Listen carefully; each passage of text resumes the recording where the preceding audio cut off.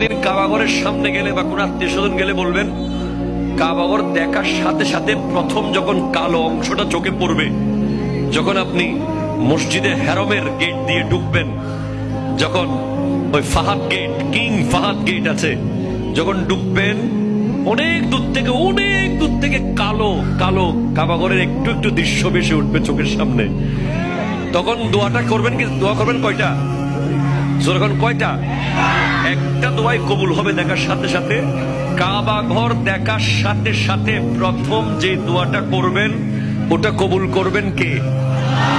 এখন শিখে নেন, অনেক মানুষ জানেন না হিকমত। আপনি একটা দোয়া করবেন, একটাই শেষ, একটা সুযোগ পাবেন আপনি, কিন্তু আপনি এমন এক দোয়া করবেন যেন যতদিন ওখানে থাকেন প্রত্যেক দোয়া কবুল হয়ে যায়। এই হিকমতি দোয়াটা শিখে নেন। আপনি বলবেন, আল্লাহ আমি 10, 12, 15 যতদিন এখানে থাকবো, যতগুলো দোয়া করব সব কবুল করে নিয়েন।